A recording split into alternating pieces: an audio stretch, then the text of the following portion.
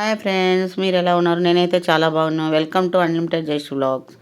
ఈరోజు శనగిత్తనాల పొడి చేయాలనుకున్నానండి. ఇది మనకు చపాతీకి కానీ బాగుంటుంది. మరి అన్నంలోకి వేడివేడి అన్నంకి నెయ్యి వేసుకొని తిన్నామంటే చాలా బాగుంటుంది. మనం దోశ చేసినాం అనుకోండి, దోశకు కూడా మనము దానిపైన వేసినామంటే చాలా టేస్ట్గా ఉంటుంది. అందుకు ఒక గ్లాస్ శనగిత్తనాలు తీసుకున్నాను నేను. ఆ శనగిత్తనాలని మనము బాగా వేయించుకోవాలి. వేయించిన తర్వాత సన్న మంటలో వేగించాలండి, అప్పుడే బాగా వేగుతుంది. ఎక్కువ మంటలో వేగినా ఉంటే పచ్చిగా ఉంటుంది కాబట్టి సన్నని మంటలో వేయిస్తున్నాను.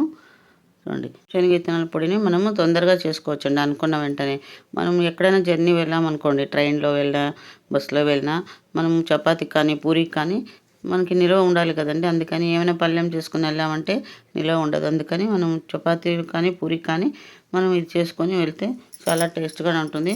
మనకి నోటికి బాగుంటుందండి జర్నీలో. ఇది కారంగా మనకి ఎంత కారం కావాలో అంత వేసుకోవచ్చును. చూడండి, వేగుతూ ఉంది, బాగా వేగాలి. అయితే నేను పొట్టుతో సహా అట్లా వేస్తానండి, పొట్టు తీసి వేయను. చాలామంది పొట్టు తీసి వేస్తారు, నాకేం పొట్టు తీయకోకుండా వేస్తే అన్నీ బాగుంటుంది. ఇప్పుడు జీలకర్ర ఒక పిడికెడు తీసుకున్నానండి. ఆ పిడికెడు జీలకర్రను మనము సన్నని మంటలో వేయించుకోవాలి. చాలా మంట పెడితే మాడిపోతుంది.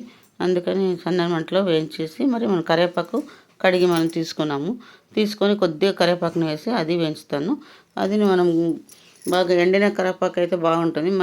పచ్చి కరివేపాకు చిక్కింది కాబట్టి అదే నేను కడిగి వేయించుతున్నాను. వేసి అది వేగిన తర్వాత మనము సాల్ట్ వేయాలి. సాల్ట్ అది ఇవి వేయించిన తర్వాత మనము ఒక ప్లేట్లోకి తీసుకొని ఇవన్నీ చల్లారే వరకు పెట్టుకోవాలండి. కొద్దిగా చల్లారిన తర్వాతే మనము మిక్సీ జార్లోకి వేసి మిక్సీ పట్టుకోవచ్చు. ఇవన్నీ చల్లారే లోపల మనము ఒక తెల్లగడ్డ తీసుకున్నా అండి, అది ఒలిచి క్లీన్గా రెడీ చేసి పెట్టుకోవాలి. ఇప్పుడు మిక్సీ జార్ తీసుకొని అందులోకి మనం ఒక్కొక్కటి వేసుకొని చూడండి. ఇప్పుడు శనగిత్తనాలు వేస్తున్నాను, తర్వాత కరివేపాకు, జీలకర్ర, తెల్లగడ్డలు, మరి ఉప్పు అయితే నేను 1.5 స్పూన్ వేసాను. చిల్లీ పౌడరు 3 స్పూన్లు వేస్తున్నాను.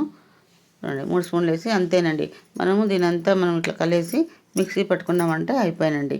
చాలా టేస్ట్గా ఉంటుంది తినడానికి. చూడండి, జొన్న రొట్టెలకు కూడా బాగుంటుంది. ఈ వీడియో మీకు నచ్చినట్టయితే కామెంట్ చేయండి, షేర్ చేయండి, లైక్ చేయండి, సబ్స్క్రైబ్ చేసుకునేది మర్యాదండి. Thanks for watching. See you in the next video.